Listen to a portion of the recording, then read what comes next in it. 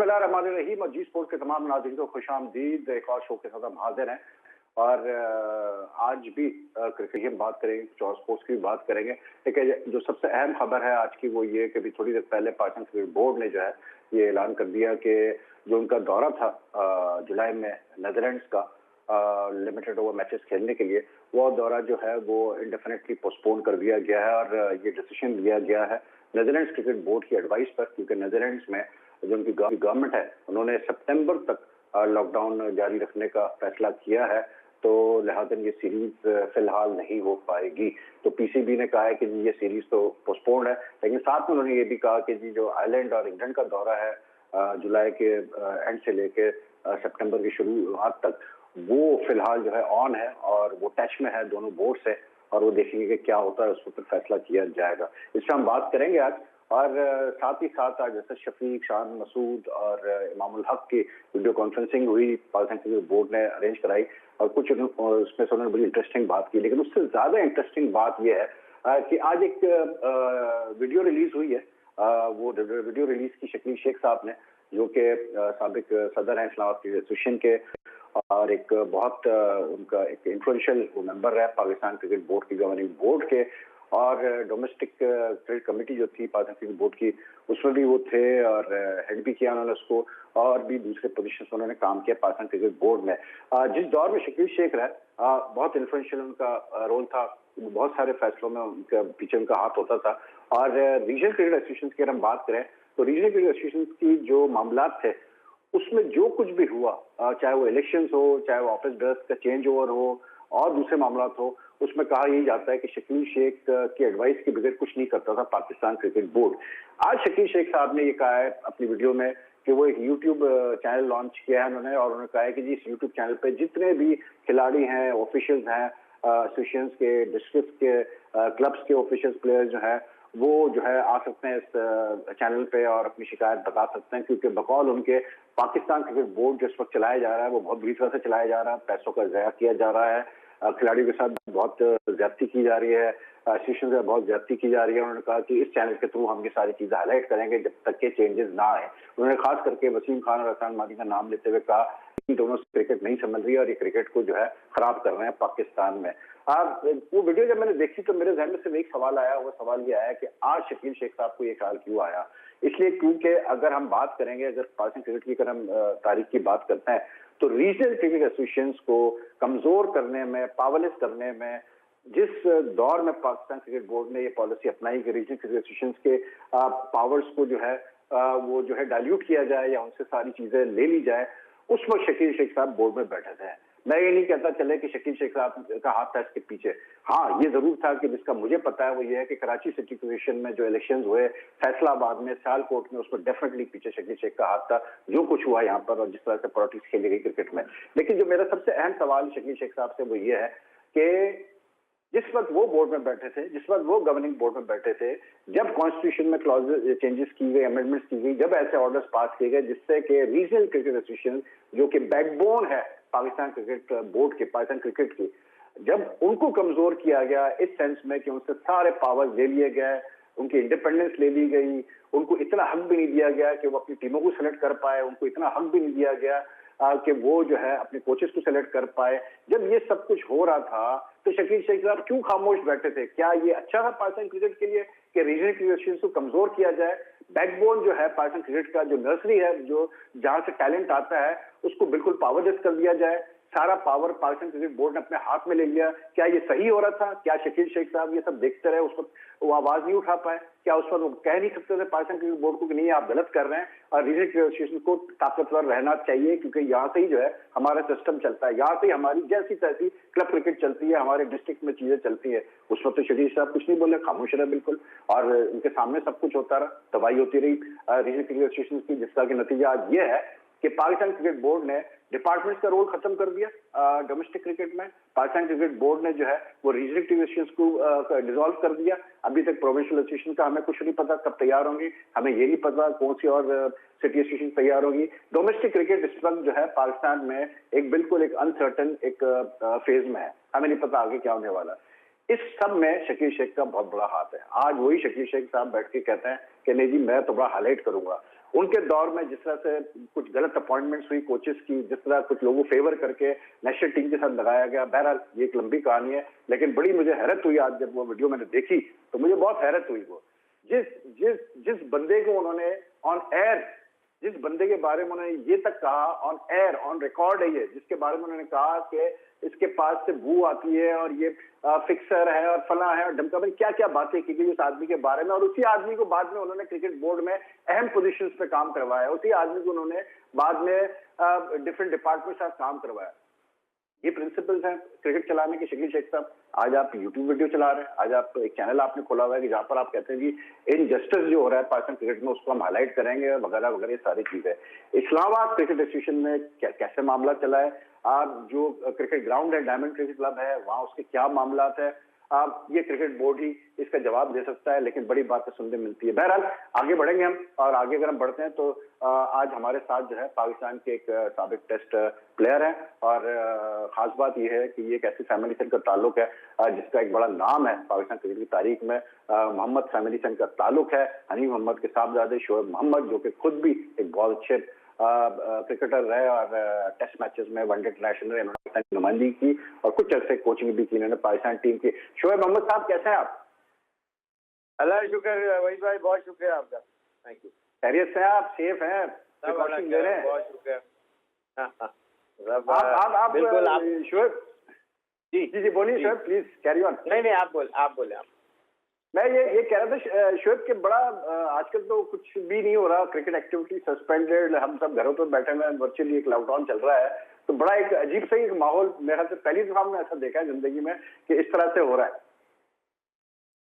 इसमें कोई शक नहीं, लेकिन जिस तरह एक बचपन और फिर मिडिल एज और फिर सीनियर सिटीजनशिप आती है, उसके अंदर फेजेस अलग अलग किस्म के आते हैं, तो और इसी तरह जिस तरह टेस्ट क्रिकेट और पहले क्लब फिर फर्स्ट क्लास और फिर टेस्ट, तो उसके अंदर हर जगह के प्रेशर्स अलग होते हैं। उसको कोप करने के लिए आपको मेंटली सबसे पहले स्ट्रांग होना पड़ता है और फिर आगे कदम बढ़ा के उसको टैकल करना पड़ता है।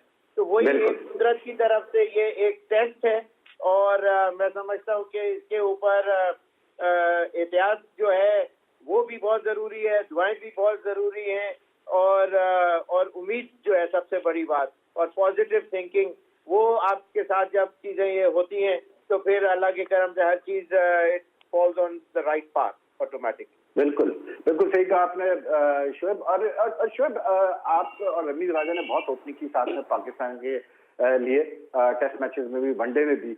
रमीज राजा ने का एक यूट्यूब पे उन्होंने कहा कि जी जो पाकिस्तान क्रिकेट बोर्ड है या दूसरे क्रिकेट बोर्ड है वो चीज के तामुल नहीं कि वो ज्यादा दिन तक क्रिकेट के बगैर सर्वाइव कर सकते हैं और उनको बड़ी इश्यूज आएंगे अगर क्रिकेट एक्टिविटीज ना हो। उनका ये भी कहना है कि वेस्ट में ये कोरोना वायरस का इम्पैक्ट ज्यादा है, ईस्ट में कम है, लिहाजा उन्होंने एडवाइस ये किया है कि पाकिस्तान क्रिकेट बोर्ड को दूसरे बोर्ड से जो है डिस्कशन करनी चाहिए और कोशिश करनी चाहिए, अभी से प्लान करना चाहिए कि जल्द से जल्द जो है क्रिकेट एक्टिविटीज रिज्यूम हो, और अगर जरूरत पड़े तो हम इंडोर्स भी खेलें, मतलब एम्प्टी स्टेडियम्स पे भी खेल लें, लेकिन मैचेस होना बहुत जरूरी है, क्योंकि अगर मैचेस नहीं होंगे तो फिर फाइनेंशियली सर्वाइव करना बहुत मुश्किल होगा। आपकी क्या राय शोएब उसके बारे में? डू यू थिंक कि अगर एम्प्टी स्टेडियम्स के सामने मैचेस कराए भी जाते हैं तो क्या ये फीजिबल होगा, क्रिकेट की बेहतरी होगी इसमें? देखिए, एक टेस्ट प्लेयर का जो माइंडसेट होता है ना वही भाई, उसमें कोई शक नहीं कि जब तक उसको जो एनकरेजमेंट जो एक फुल कैपेसिटी क्राउड के साथ मिलती है, उसमें कोई शक नहीं है कि जबरदस्त एक अंदर से एक गुड फील फैक्टर अंदर से आता है, और आप उस क्राउड के लिए उस मोमेंट पे अपने आप को you raise the level of the bar, और फिर आप वहां से अपने आप को स्ट्रॉन्ग करते हैं मेंटली, और फिर उस इनिंग को बिल्डअप करते हैं। अगर आप बैट्समैन हैं, अगर फील्डर हैं तो आप एक्स्ट्रा एक्रोबैटिक कुछ दिखाना चाहते हैं ताकि पूरा ग्राउंड आपके लिए ताली बजाए। लेकिन ऑल सेड एंड डन, बात यह है कि देखिए cricket is a test basically, चाहे वो वनडे हो या T20 को मैं इसमें नाम नहीं लूंगा, लेकिन टेस्ट मैचेस और वनडे मैचेस वही भाई ये है कि आप it's a test, it's a battle between the two, एक बॉलर और एक बैट्समैन का बैटल है। उसके अंदर आपको उस वक्त क्राउड की मैं बात बताऊं आपको कि जब जो कंसंट्रेशन लेवल होता है, जितना बड़ा ग्राउंड हो, जितना ज्यादा क्राउड हो, लेकिन लेकिन जब बॉलर बॉल फेंकने लगता है फिर ऐसा लगता है कि जैसे एक आदमी भी ग्राउंड में नहीं बैठा। That's the kind of concentration level one needs, और उस वक्त क्राउड के लिए नहीं होता। जब शॉट खेल लेता है, जब 50 से 100 करता है, वो मोमेंट होता है कि जब आप you tend to enjoy the crowd basically. लेकिन बात आपका जो सवाल है उसमें क्रिकेट हो सकती है, उसमें बहुत सारे स्पीकर्स लगा के एक वो क्राउड का एटमॉस्फेयर क्रिएट कर सकते हैं, एक आर्टिफिशियल होगा, लेकिन बट स्टिल गेम हो। लेकिन गेम क्या दूसरी टीमें खेलना चाह रही हैं? क्या पाकिस्तान की तरह दूसरे बोर्ड भी इसी तरह बहुत ज्यादा वीक हैं ऑन देयर स्टांस कि ये क्रिकेट नहीं होगी तो बिल्कुल हर चीज खत्म हो जाएगी? ये क्रिकेट कॉन्ट्रैक्ट अगर कम भी दे दिया जाए या ना भी दिया जाए फॉर फ्यू मंथ, तो क्या प्लेयर सरवाइव नहीं कर सकेंगे? ऐसी बात नहीं है। मैं समझता हूँ हर तरीके से क्रिकेट बोर्ड सुपीरियर बॉडी है, and it is one of the biggest body around Pakistan sports और गेम के हिसाब से। तो मैं समझता हूँ कि क्रिकेट हो तो बहुत अच्छी बात है, लेकिन ये कि दूसरी टीमों का बीच में इन्वॉल्व होना बहुत जरूरी है। शायद वो मेरा नहीं ख्याल कि इस वक्त कोई हाँ करेगा। पीएसएल की मजबूरी में कुछ मैचेस चल रहे एमटी स्टेडियम में कराने पड़े, तो वो एनवायरनमेंट ही क्रिएट नहीं हुआ जो एक होता है, मतलब जब क्राउड होता है वो एनवायरनमेंट ही नहीं क्रिएट हो पाया। बड़ा अजीब सा एक मुंह का आलम था स्टेडियम में, अजीब सा लग रहा था कि सिर्फ मीडिया वाले और जो ब्रॉडकास्टर्स है वो थे और चंद एक जो ऑफिशियल वगैरह जो होते हैं, ग्राउंड स्टाफ होता है वो था, बाकी कोई भी नहीं था स्टेडियम में। लेकिन श्योर वैसे मैं आपसे पूछ रहा हूँ कि मतलब आपका सवाल है कि क्या दूसरे बोर्ड राजी होंगे, लेकिन डू यू फील कि जल्दी करनी चाहिए क्रिकेट एक्टिविटीज रिज्यूम करने के लिए, यू थिंक कि जो हालात चल रहे हैं इन हालात में टाइम लेना चाहिए जब तक कि थिंग सेटल डाउन हो जाए? बिल्कुल, इसके अंदर मेरे दो जवाब हैं कि बिल्कुल जल्दी आप कर नहीं सकते, करना चाहे भी तो आप जल्दी कर नहीं सकते until unless things ease down। जब वन ब्रीथ इजी, ऐसा नहीं है कि इंसान बिल्कुल डरा हुआ सहमा हुआ जाके खेलने के लिए जा रहा है। सामने वाली टीमें भी तो इसका मतलब शॉर्ट लेग तो पक्का नहीं होगा, इसलिए वो डिस्टेंस नहीं आता। कीपर को थोड़ा सा स्टंपिंग दूर से करनी पड़ेगी, थ्रो करनी पड़ेगी।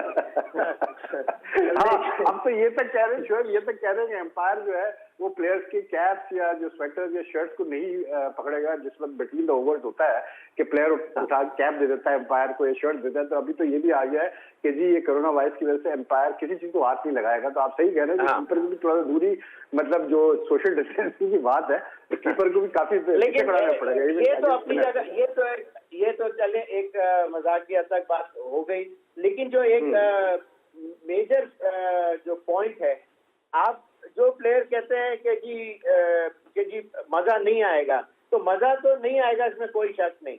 लेकिन क्या कोई बैट्समैन मजा ना आने के चक्कर में अपनी विकेट ऐसे ही क्या दे के आ जाएगा?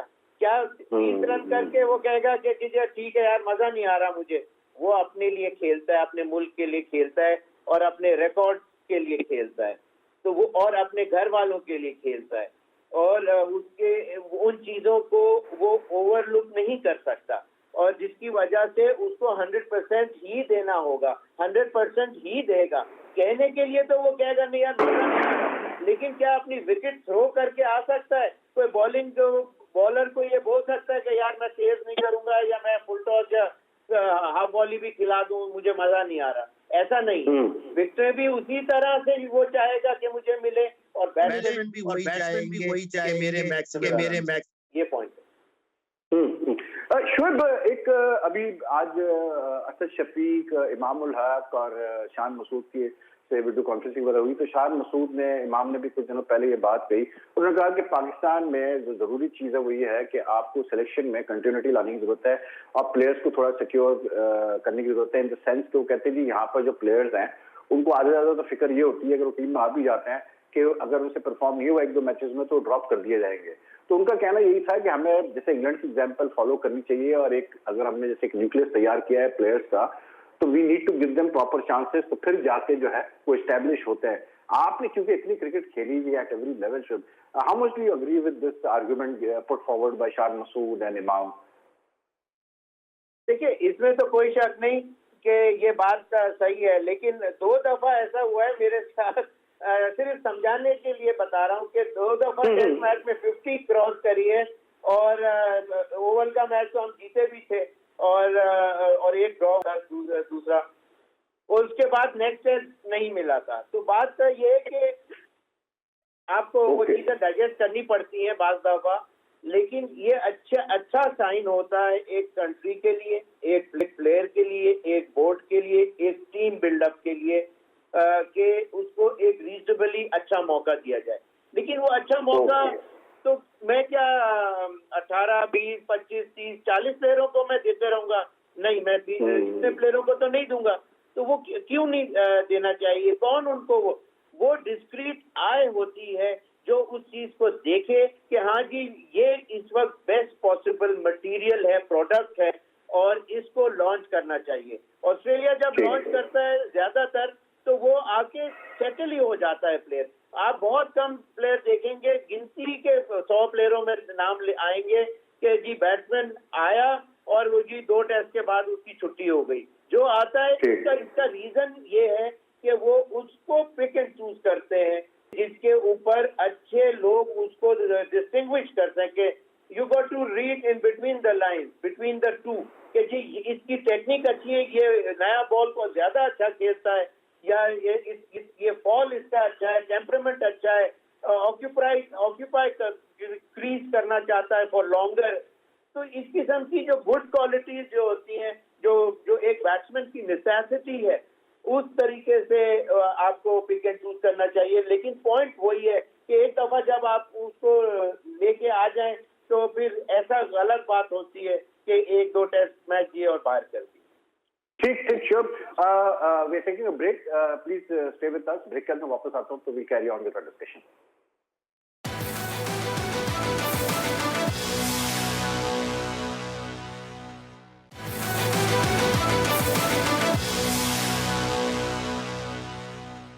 Welcome back. देख रहे हैं आप जी स्पोर्ट्स, और बात हम कर रहे हैं पाकिस्तान के साबिक टेस्ट ओपनर शोएब मोहम्मद के साथ।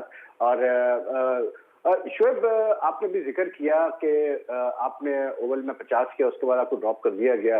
तो जब ऐसी सिचुएशन होती है प्लेयर के साथ कि वो रन करता है, ऐसे काफी मिसालें हमारे पास के प्लेयर ने रन किया, उसके बाद अगली मैच में वो ड्रॉप हो गया, तो कितना मुश्किल होता है प्लेयर को रिकंसाइल कर रहा है इस सिचुएशन के साथ? 50 वाले प्लेयरों को ड्रॉप करना है कि लिस्ट बहुत कम ही होगी मेरे ख्याल से।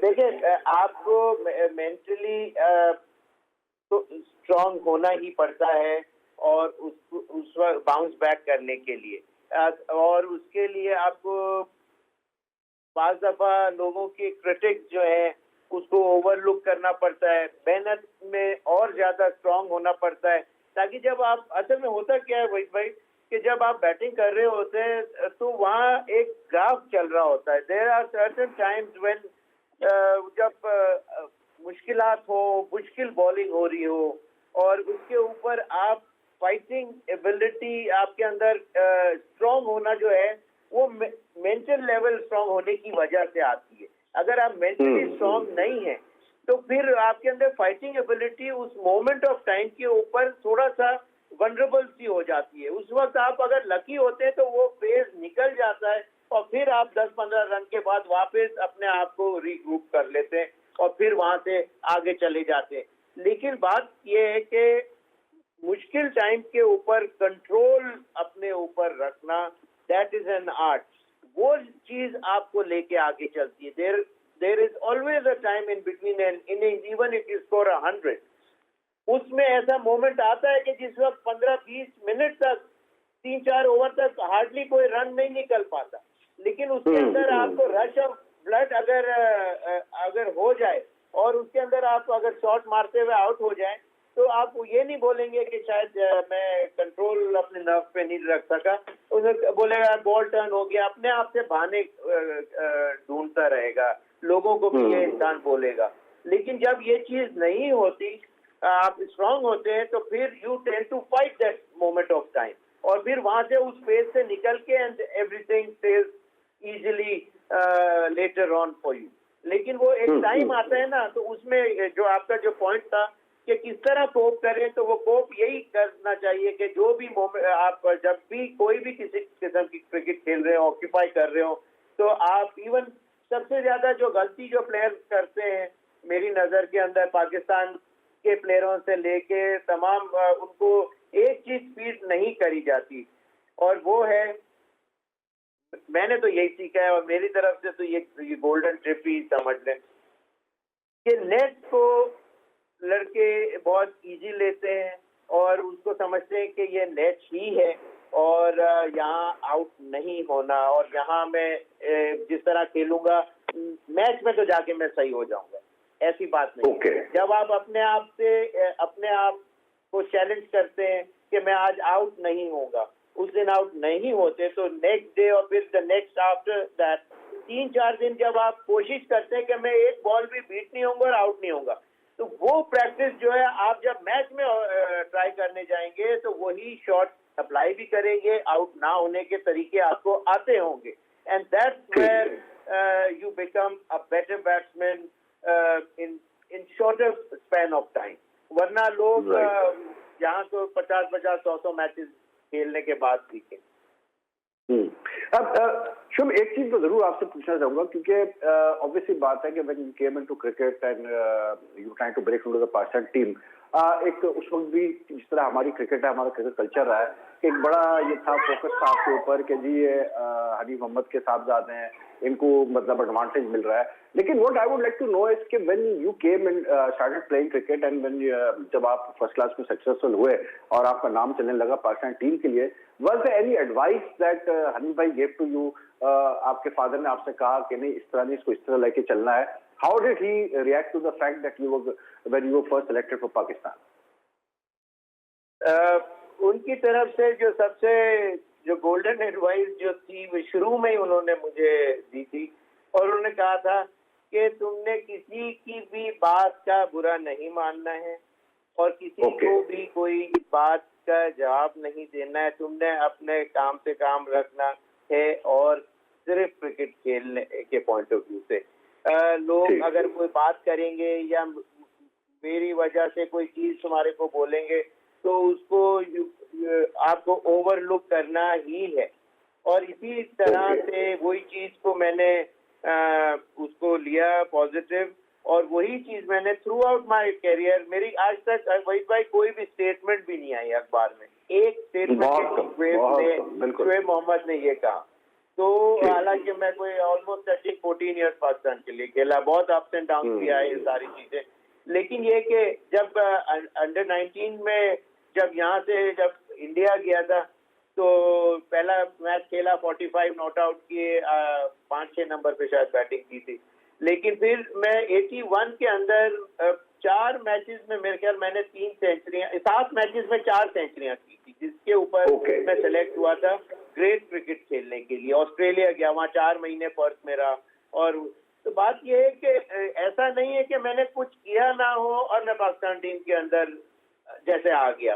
और जो मेरा 3rd टेस्ट मैच खेला उसमें मैंने लाहौर में 80 रन ऑलमोस्ट, हम लोग वो टेस्ट मैच जीतने लगे थे, इमरान मोहसिन भाई के साथ 173 की पार्टनरशिप हुई अगेंस्ट इंग्लैंड, लेकिन फिर उसके बाद 7th टेस्ट मैच में मेरी सेंचुरी हुई, और फिर 10 टेस्ट मैच के अंदर थोड़े उसके कुछ अरसे के बाद विद इन 10 टेस्ट मैचेस जब मेरी थोड़ी जगह पक्की हो गई अल्लाह की मेहरबानी से, तो वही भाई 10 टेस्ट मैच के अंदर मेरे 1000 रन क्रॉस भी हुए against all good team, West Indies, Australia और इंडिया और न्यूजीलैंड, ये 4 टीमों के अगेंस्ट हम खेले, और 10 टेस्ट मैच के अंदर 1000 बैरियर का जो मार्क था वो क्रॉस किया था विद इन 10 टेस्ट।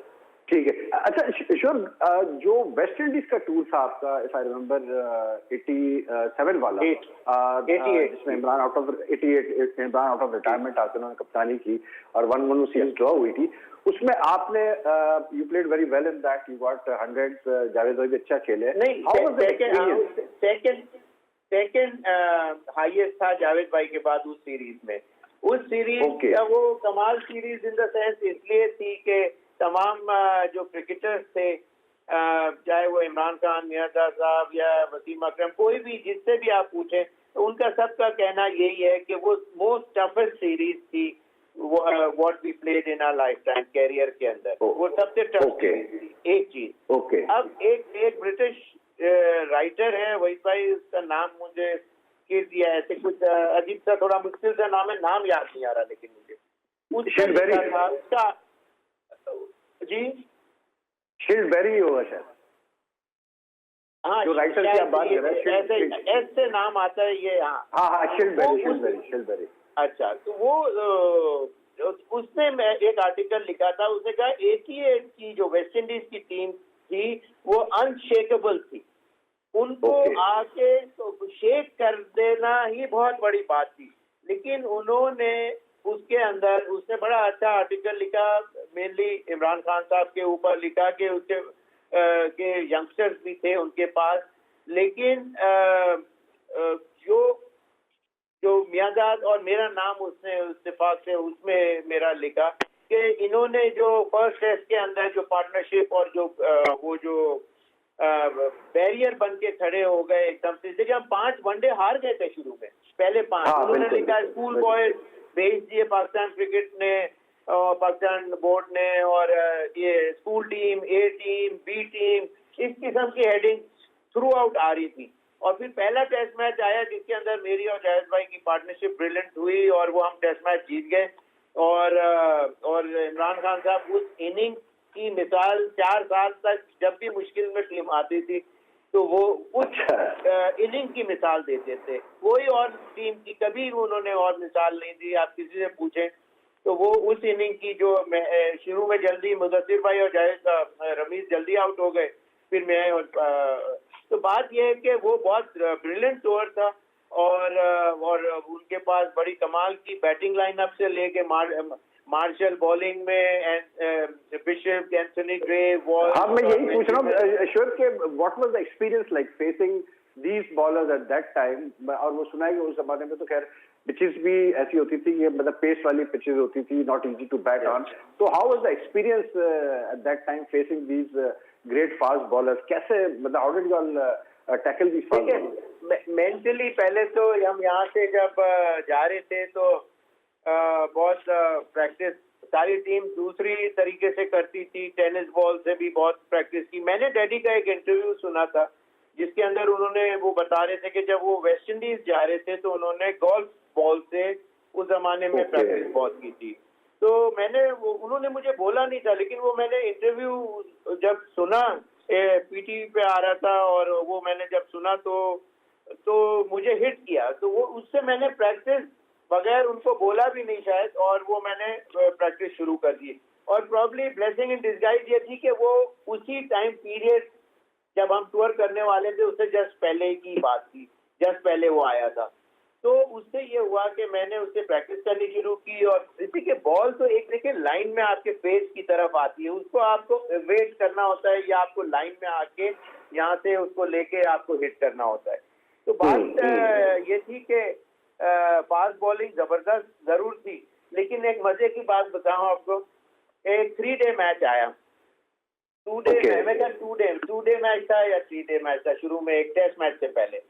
तो उसके अंदर मुदस्सिर भाई और मोइनुल लतीफ ओपन गए और मुदस्सिर भाई जब आउट हुए तो लंच से पहले का वो टाइम पीरियड था। तो मैं थोड़ी देर पहले जब गया तो 0 पे बहुत बड़ा मैं एक रन था, कवर पे हार्पर गेंद कर रहा था, मैंने कवर की तरफ उसको प्लेस किया और पहला रन लेने आधी विकेट पे पहुंची तो मोइनुल लतीफ ने मुझे नो कर दिया।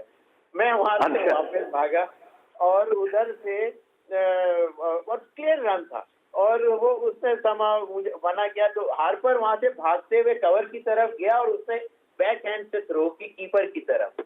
तो जब वो कीपर की तरफ थ्रो की तो वो मैं जब वापस भाग रहा था तो वो उसने थोड़ी सी मेरी तरफ कर दिया। अगर कीपर की तरफ जाती तो मेरे ख्याल ये मैं इंटरव्यू भी नहीं दे रहा होता इस वक्त। तो बस वो अल्लाह, मैं आपको सही बात बताऊं कि वो दैट वाज, हालांकि उससे एक टेस्ट सेंचुरी मेरी हो चुकी थी, लेकिन वो कुदरत की बात थी। अगर वो हम टेस्ट सीरीज जीत जाते ना, जो उन्होंने वहाँ बेमानी भी की 3rd टेस्ट मैच में, लेकिन तो वो मेरी कुछ की स्टैंडिंग वर्ल्ड ओवर वो कुछ और ही होनी थी। बट एनीवेज, तो ये मैं 0 पे रन आउट बचा और फिर मैंने वहां किए 208 not out without any chance. अच्छा, एंथोनी ग्रे और बिशप थे और 2 नई बॉलें भी उन्होंने यूटिलाइज की और इमरान भाई ने फिर वहां से अपना माइंड चेंज किया। उन्होंने कहा इसको फर्स्ट टेस्ट खिलाएंगे और फिर वहां जैसे फर्स्ट टेस्ट खिलाया तो वहां मैं फिर पहली इनिंग में कोई 49 मैंने किए और उसके अंदर अगर आप बोलते हैं तो एक किस्सा बड़ा वेरी क्विकली वो भी बता दूं। जरूर। उसमें जब सेकेंड इनिंग के अंदर मुझे बॉलिंग तो देते थे, 2 बॉलों पे 2 आउट हो गए। थर्ड बॉल के ऊपर हैट्रिक के ऊपर वो चांस बना है, फर्स्ट स्लिप और कीपर के बीच में से बॉल निकल गई, हैट्रिक नहीं हुई। अगला ओवर फिर मुझे नहीं मिला, वह 2 विकेटें मिले मुझे मिली और उसके बाद इमरान भाई इसी तरह दे देते थे बीच में बॉलिंग। तो हमारी और फिर पीछे आके उन्होंने जल्दी से आउट कर दिया। हमें 31 रन करने थे सेकंड इनिंग में मैच जीतने के लिए। तो तीसरी बॉल पे मुदस्सिर भाई यहाँ शॉर्ट लेग पे यूं मुंह के सामने बॉल आई तो यहाँ बॉल गिर गई और सॉरी लोगी ने कैच कर लिया। चौथी बॉल पे मैं गया। पहली इनिंग में मैंने कोई 5 चौके हुक शॉट पे मारे थे। तो पहला ही बाउंसर वो पैटरसन राउंड द विकेट गेंद कर रहा था। पहला बाउंसर एक्सपेक्टेड था, उसने बाउंसर किया, छोड़ दिया। इसलिए मेरे लिए मारना आसान था, या 1 रन के लिए मैं प्लेस करता था या चौके के लिए मारता था, तो छोड़ना मुश्किल था। तो चौथी बॉल बाउंसर, 5वीं भी बाउंसर। तो छठी बॉल मैंने कहा कि अब ये पक्की यॉर्कर मारेगा तो मैं उसको शॉर्ट बैकलिफ्ट के साथ यहीं दबा दूंगा। अब सारा गेम में मैं पहले खेल रहा हूँ। उसने तीसरी भी बॉल, आखिरी जो बॉल थी वो भी बाउंसर कर दी। लिटरली मुझे याद है और जब भी मैं ये किस्सा बताता हूँ मेरे रोंगटे खड़े हो जाते हैं वही भाई कि मैं जब उसको मैं पहले बैकफुट पे थोड़ा सा ट्रांजिशन में बैकफुट पे थोड़ा सा हो गया। अब वहां से जब बैकफुट पे इंसान चला जाता है तो लॉक सा हो जाता है, आप मूवमेंट बहुत नहीं कर सकते बाउंसर बॉल के ऊपर की। तो वो मैंने ये देखा इसके बाउंसर, मैंने कहा मेरे बिल्कुल आंखों के बिल्कुल सामने ग्रिल के सामने बॉल नजर आया मुझे। मैंने बस यूं करके अपने आप को बचाया। मेरे आधे ग्लव्स वो रिस्ट बैंड वाले थे और आधी कलाई से लग के 90 गज की बाउंड्री पे फर्स्ट बाउंस चौका हुआ। ये स्पीड थी। तो आपका पॉइंट था कि कैसा एक्सपीरियंस था, ये एक्सपीरियंस था। अच्छा, अगला ओवर खत्म हुआ तो रमीज आया, कहता है क्या हो रहा है? मैंने कहा आज सामने तुझे पता चल जाएगा। अगले ओवर में पैटरसन ने लिटरली उसको बाउंसर किया है और उसने अभी पॉइंट से बैट यहाँ अभी आया ही था, पॉइंट से यहीं से क्लिक कर गया उसने। जब बैट घुमाया तो पॉइंट पे था जब बैट, तो बॉल से क्लिक करा और फर्स्ट स्लिप के ऊपर कमेंटेटर बॉक्स पे जाके छक्का हुआ था। ये बिल्कुल उसी के वो लोग तो बिल्कुल पागल हो गए थे ना, इसे कि वो उनको तो यकीन, उन्होंने तो बस मारने के लिए बॉडी लाइन पे आ रहे थे ना राउंड द विकेट, तो बड़ा मुश्किल हो गया था। लेकिन फिर मैंने कहा अब तो ये नहीं छोड़ेगा साला, इसको तो मारना ही शॉट पड़ेगा मुझे। तो फिर बड़ा जबरदस्त, मुझे आज भी वो शॉट याद है, मैंने चौका बहुत मारा जबरदस्त 2 प्लेयरों के बीच में से, और फिर विनिंग शॉट भी बाउंसर पे एमरोज को मिड विकेट पे चौका मारा था। तो इस तरह जिस वक्त गया था जॉर्ज टाउन, और मैं अपने नाज़रीन बता दूं यहाँ पर इमरान ने इस मैच में शायद 7 या 8 या 10 विकेटें दी थी और लीडिंग विकेट टेकर थे और जबरदस्त विक्ट्री थी पाकिस्तान की गयाना में। पाकिस्तान ने जीता, उसके सेकंड टेस्ट गालिबन हारा था, ये ड्रॉ हुआ था और फिर ड्रॉ हो गया टेस्ट जो है बिल्कुल लास्ट ओवर पे अब्दुल कादिर मरूम ने लास्ट में बैटिंग कर रहा था। फिर थर्ड टेस्ट में बहुत बेमानी हुई थी और बड़े मसले मसाइल हुए। लेकिन ब्रेक का टाइम है, बड़ी इंटरेस्टिंग बातें चल रही है शोध के साथ। आजकल क्रिकेट एक्टिविटी तो हो नहीं रही, तो मैं कोशिश यही करता हूँ कि जब हमारे साथ ये हमारे फॉर्मर प्लेयर्स होते हैं जिन्होंने बहुत खेला है पाकिस्तान के लिए, तो इनसे जरा सुनते हैं किससे, तो मजा आता है सुनने का कि कैसी क्रिकेट उस पर हुआ करती थी। एनीवे स्टे विद अस शोध, will be back after the break.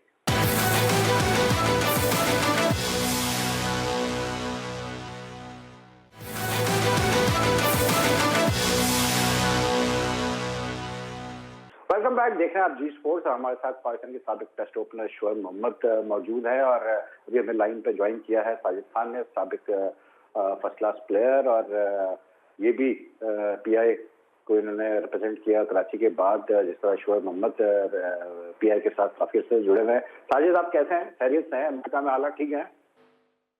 Sir वालेकुम सब। अल्लाह ताला का बड़ा शुक्र है, अल्हम्दुलिल्लाह हालत बेहतर है और मेरे को बहुत खुशी होती है। ग्रेट शोएब मोहम्मद साहब ऑन द कॉल मौजूद हैं, बड़ी ऑनर की बात है। मोहम्मद फैमिली का एक बहुत बड़ा नाम है। अगर शोएब मोहम्मद के हवाले से अगर बात की जाए, वही खान साहब 50 टेस्ट मैच, 65 वनडे और 87 का यादगार हैदराबाद का कैच। सर वीव रिचर्ड का अगर इमरान खान जो वज़ीर आज़म पाकिस्तान, शोएब मोहम्मद वो मैच नहीं खेल लेते 12 मैन पे, मुझे अच्छी तरह याद है जो कैच उन्होंने पकड़ा।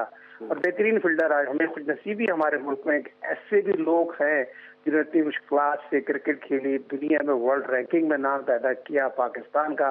और 44 का एवरेज जो है 93-94 में, और 89 की सीरीज अगेंस्ट वेस्ट इंडीज जो ग्रेट पाकिस्तान के कैप्टन इमरान खान की क़यादत में गई थी। तो वो सीरीज मुझे अगर टेलीकास्ट होती तो उस जैसी सीरीज दुनिया के क्रिकेट में शायद नहीं हो सकती थी।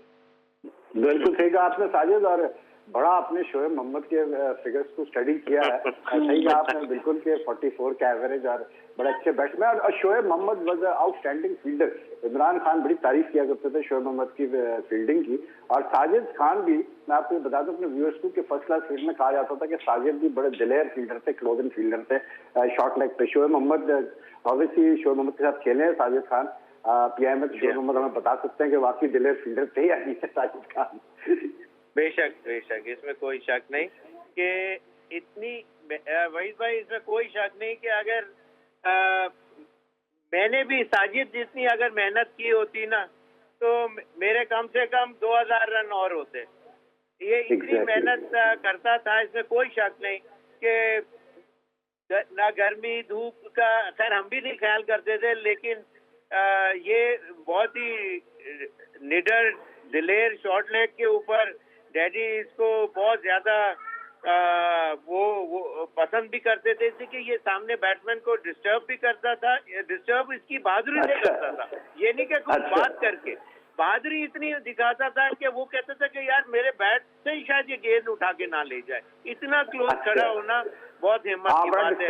और डिस्टर्बिंग हो जाता है बैट्समैन के लिए अगर फील्डर मुसलसल सामने रहे। साजिद, आपको मैंने इसलिए लाइन पे लिया कि आपसे मैं एक चीज पूछना चाह रहा था कि यहाँ पर आज जैसे शफीक की वीडियो कॉन्फ्रेंसिंग हुई तो शोएब अख्तर ने कुछ अभी एक दो दिन पहले बात ही कही कि जी अगर असद शफीक ज्यादा बहादुरी दिखाते अपनी बैटिंग में तो और ज्यादा रन करते। तो उस पर असद शफीक ने ये कहा कि भाई अगर मैं बहादुर नहीं था तो मैंने ऑस्ट्रेलिया में, इंग्लैंड में, साउथ अफ्रीका में 100 कैसे किए टेस्ट में। और दूसरा ये कि शोएब अख्तर की अपनी राय, लेकिन मैं नंबर 6 पे बैटिंग करता हूँ। नंबर 6 पे मुश्किल होता है, लंबी इनिंग्स खेलने का मौके कम आते हैं। तो आप क्या कहेंगे इसके ऊपर साजिद? देखिए, Shoaib Akhtar great fast bowler, great इंसान। और शोएब अख्तर जिस तरह की बात कर रहे हैं वो मॉडर्न क्रिकेट में बहुत जरूरी है। तीनों फॉर्मूले क्रिकेट के हवाले से शोएब अख्तर जो वर्ल्ड फास्टेस्ट बॉलर गुजरे हैं, जिस तरह आजकल सोशल मीडिया और तमाम चैनल पर बड़ी बात करते हैं, उनकी बात में वजन बिल्कुल है। और असद शफीक नंबर 6 पे खेलते हैं और यकीनी तौर पर असद शफीक को उस तरह की बहादुरी की इनिंग नहीं खेली जिस तरह की उनको खेलना चाहिए। हालांकि प्लेयर बहुत अच्छे कंप्लीट प्लेयर है, तमाम दुनिया के मुल्क के खिलाफ उन्होंने सेंचुरियां बनाई है, मगर पाकिस्तान के लिए कोई भी ऐसी टेस्ट सेंचुरी नहीं बनाई जिसमें पाकिस्तान जीता हो। और शोएब अख्तर जिस तरह की बात कर रहे हैं, फास्टिंग बॉलिंग के हवाले से बात कर रहे हैं, दिलेर फास्ट बॉलर गुजरे और जिस तरह की बात कर रहे हैं उनकी बात में वजन है। हालांकि दुनिया की जहां टेस्ट कंट्री में टेस्ट मैच होते हैं, असद शफीक को एजाज हासिल है, हर टीम के खिलाफ उन्होंने सेंचुरी बनाई है, मगर उस तरह के प्लेयर नहीं है। शोएब अख्तर बिल्कुल सही कह रहे हैं, असद शफीक दिलेर प्लेयर नहीं है, उनकी बात में 101% वजन है। अच्छा, तो आप अग्री करते? शोएब, आप क्या कहते हैं? Do you think it's correct मतलब स्टेटमेंट बाय शोएब? उन्होंने सही मतलब उनका मतलब व्यूज है अबाउट असद शफीक बैटिंग? नहीं, मेरी नजर के अंदर ये जो सवाल है ना वो सही नहीं है। इसमें देखिए, दिलेरी की बात या तो विकेट छोड़ के खेल रहे हो और एक प्लेयर होता है कि जो विकेट छोड़ के खेल रहा है या घबरा रहा है या पीछे हट रहा है। और दिलेर तो इसलिए उसमें दिलेरी या ना दिलेरी होती है। लेकिन स्कोर की जहां तक बात है कि जितने मौके असद शफीक को मिले उसने परफॉर्मेंसेस भी दी, लेकिन बीच में वैक्यूम टाइम एंड अगेन बार बार आता गया। मतलब एक परफॉर्मेंस, फिर गैप, फिर परफॉर्मेंस, फिर गैप, फिर एक बड़ी परफॉर्मेंस, फिर गैप। तो बात यह है कि वो जो कंसिस्टेंसी लेवल है इसमें बहादुरी ना बहादुरी की कोई बात ही नहीं है। बात वो है कंसिस्टेंसी की। और एक अच्छा प्लेयर अगर कोई भी दुनिया की टीम के अंदर जब सेटल होता है या अपना मार्क बनाता है, बेंच मार्क बनाता है कि जी मैं 6 नंबर का प्लेयर हूँ, तो उसके अंदर उसकी परफॉर्मेंसेस भी उसी तरह अटैच होती हैं उसके साथ। असद शफीक प्लेयर अच्छे हैं, लेकिन जितने अच्छे वो प्लेयर हैं उनकी परफॉर्मेंसेस वो साथ उस तरह से नहीं देती रही हैं। लेकिन उन्होंने परफॉर्मेंसेस जो की हैं वो अच्छे वो खेले, और एक चाहे कोई भी लेवल के ऊपर हो, और स्पेशली जिन कंट्रीज के अगेंस्ट उन्होंने जो सेंचुरीज वगैरह की, वो अच्छी इनिंग जरूर थी। साजिद, मुझे लगता है शोएब अख्तर बेसिकली इस हवाले से बात कर रहे हैं कि असद शफीक उतना एग्रेसिव नहीं है अपनी बैटिंग में, या शायद उनकी नेचर में उतनी एग्रेशन नहीं है जितनी होनी चाहिए, और अगर इतनी उनकी नेचर में एग्रेशन होती, वो ज्यादा स्ट्रोक प्ले करते तो शायद ज्यादा रन करते। बिल्कुल अवैध भाई, आपकी बात में वजन है। 2011 जो शाहिद आफरीदी कप्तान थे, असद शफीक को फ्री हैंड था, नंबर 3 पे खिलाया था वर्ल्ड कप में, बोबर के सामने आए थे। और शोएब भाई जो बात कह रहे हैं वो बहुत ज्यादा वजन है, तो असद शफीक को कंटिन्यू करना चाहिए था। हर फॉर्मेट में क्रिकेट में उनको मौके मिले थे, और पाकिस्तान की तरफ 70 से ज्यादा टेस्ट मैच खेल चुके हैं, और उस तरह की कारकर्दगी नहीं दिखा सके। हालांकि छोटे कद का batsman great little master Hanif Mohammad साहब जब 337 रन अगेंस्ट वेस्ट इंडीज बनाए, तो पाकिस्तान के दुनिया की हिस्ट्री में उस तरह के थाई पैड नहीं, उस तरह के गिलफ नहीं, वो कुछ भी नहीं होता था। उन्होंने वर्ल्ड फास्टेस्ट बॉलरों को खेला, और इनके लिए तो बहुत खुशनसीब ही है, इतनी अच्छी सहूलतें मिली हुई थी। उसके बावजूद भी जो शोएब अख्तर की बात है, उसकी बात को दोबारा सेकंड करूंगा, और बिल्कुल सही बात कर रहे हैं। असद शफीक ने रन जरूर बनाए, मगर दिलेर प्लेयरों की तरह अगर हम बात करते हैं तो great director master Hanif Mohammad Javed भी था, क्या शोएब मोहम्मद, क्या बहुत से इंजी वगैरह होते, उस तरह की कारकर्दगी रही जो जीत के शक्ल में पाकिस्तान को मिली हो। शोएब, मुझे ये बताएं कि थोड़ा सा अगर मैं बात करूं, डोमेस्टिक क्रिकेट के हवाले से बहुत बात हो रही है, डिपार्टमेंट क्रिकेट के हवाले से बहुत बात हो रही है कि प्लेयर्स के रोजगार को फर्क पड़ा है।